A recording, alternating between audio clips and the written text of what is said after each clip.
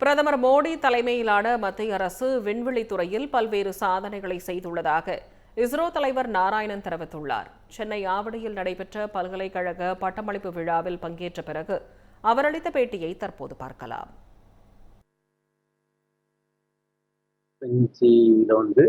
நம்ம பாரத பிரதமர் நரேந்திர மோடிஜி அவங்க தலைமைக்கு நிறைய சாதனைகள் செய்து விண்வெளித்துறையில முதல்ல பாத்தீங்கன்னா ஜனவரி 6ஆம் தேதி ஆதித்யா எல்லோன் உங்களுக்கு எல்லாருக்கும் தெரியும், ஒரு செயற்கைக்கோள் நாங்க அனுப்பியிருக்கோம் சூரியனை படிக்கிறது. அது உலகத்துல இந்தியா 4வது நாடாக்கும் இந்த சூரியனை படிக்கிறது செயற்கைக்கோள் அனுப்பியிருக்கு. அதுல இருந்து நிறைய டேட்டா வந்தது. அதையெல்லாம் இந்த சயின்டிபிக் கம்யூனிட்டி ஆராய்ச்சியாளர்களுக்காக அது கொடுத்துருக்கோம். அது ஜனவரி. அப்புறம் ஜனவரி 29ஆம் தேதி பார்த்தீங்கன்னா ஒரு முக்கியமான ஒரு சாதனையை நாங்கள் செய்திருக்கோம். இந்த 100வது ராக்கெட் அதை இந்திய மண்ணிலிருந்து வெற்றிகரமாக அனுப்பி இந்திய சரித்திரத்தில் கோல்டன் லெட்டர்ஸ்ல எழுதியிருக்கோம். அது அடுத்த சாதனை.